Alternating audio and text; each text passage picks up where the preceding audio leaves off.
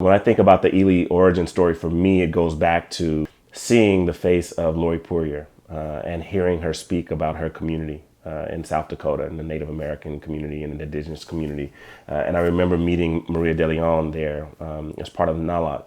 These organizations that we were convened with were some of the largest arts and cultural organizations in the country. By comparison, our organizations were very small, and we're focusing on communities, Black communities, Latino communities, indigenous and Native American communities. They were focusing on communities that have not been part of the mainstream arts organizations frame of reference, or even, we have not been the community that those organizations have catered to.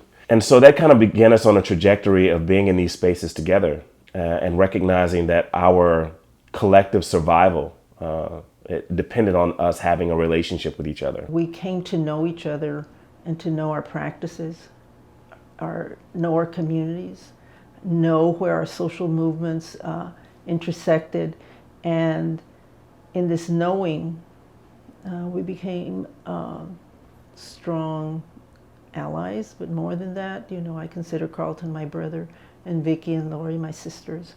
Our organizations were being invited to come into spaces to learn about what leadership was, or to strengthen our leadership, or to gain more resources of skills and tools to develop our leadership.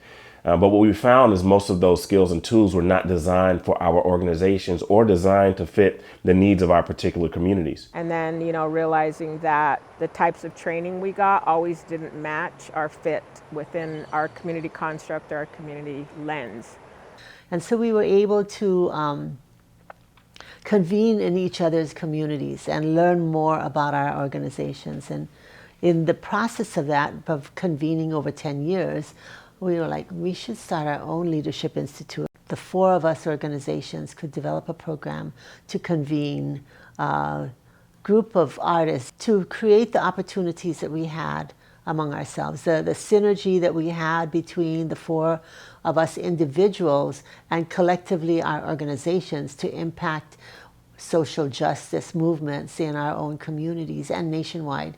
How do we begin to shape something that makes sense for the type of communities that we serve and for the type of outcomes that we want to happen as a result of the work that we do as arts and cultural institutions? What can we do differently, and what can we do to honor each other, to recognize each other, and to be able to share in that truth of our communities? What does trust really mean to us in the context of our own kind of circle, and then, within other circles? And then how do those become concentric circles, where we're really begin to connect, not only culturally, but how are we understanding each other in the context of each other's histories. The goals of the Intercultural Leadership Institute, are really to define who we are as people in this nation, and where we are, where we're located, to talk about the places where we come from, places that many times have been overlooked and who have been treated as not having value.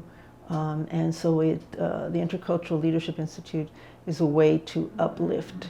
It started out as a dream and evolved into a planning process where we were able to share these abstract ideas, really start to unpack them. So it started out as like a big world that we wanted to build. The immersion experience is important to Ely because the immersion allows us to have a base of where we are. Each one is very different. Each experience, because it's so deeply rooted in place, is different, and the personalities that are changing from each of those places, but still it's that interconnectedness. Once we learn, once we know and experience each other's stories, we can see how we're so much more connected and similar than we are different.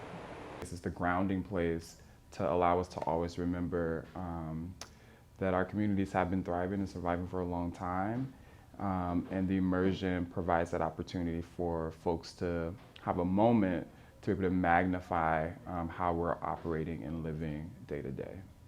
My sense of why the immersion experience is so important is because it's giving us an opportunity to see what leadership looks like in communities outside of the meeting rooms, outside of the conference centers, outside of the spaces where we've been told or taught to look for leadership or to look for a certain kind of leadership. But how does leadership show up in our communities in other ways?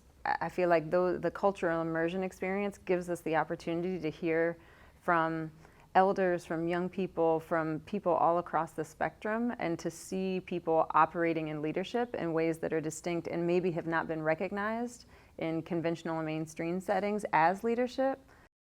It seems first it's kind of really protective and folks are like uncomfortable in the space, not knowing what space they're entering.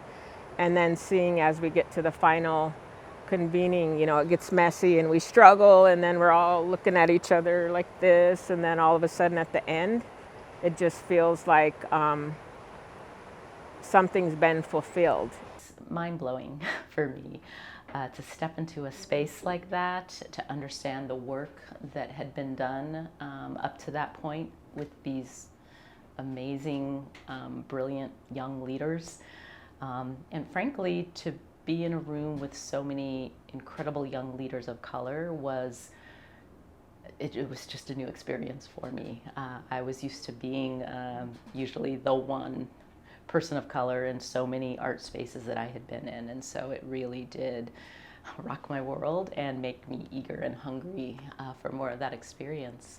You guys chose the right word, intensive, because it gets really intense, and both Ili Lakota the first year and then, coming to Hawaii, in that second year, there was a lot of intensity, there was a lot of energy, there was a lot of presence, really strong presence of people, of ideas, but even the searching for solutions, the searching for comfort, the searching for relief and resolution that ran generations deep. These are things that are flowing through their DNA that they haven't even processed yet, and so I could see all of that kind of coming forward. And I've never experienced a group of people kind of like that before. It's probably the greatest lesson that I've taken from this. The impact will ripple, will spread, almost like a dandelion of interculturality. We've built this thing, and when the wind comes, it'll blow all of the particles all across the world, thinking about interculturality or just thinking about how we create space for each other in a more intentional and more inclusive way. I feel like Ili is transformative, period, just in the nature of what it is and who it's bringing together. I feel like it's informing every single person who comes into it or comes into contact with it, who even just visits the website. It's informing the narrative of what leadership is and should be and how it should be perceived in this time and place in a way that nothing else in the field is doing, as far as I'm aware.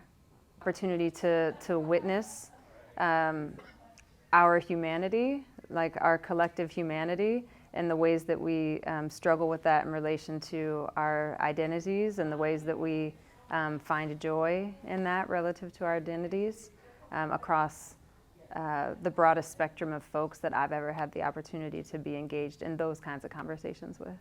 Ili experience has actually been one of transformation. I'll say magical, and probably the deepest learning I've ever participated in. I'm feeling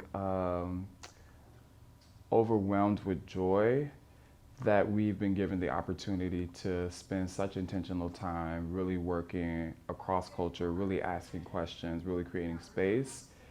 Ili is the future of our arts and culture field. Many of the people in the room that are participating with Ili are examples of those that will be taking leadership roles.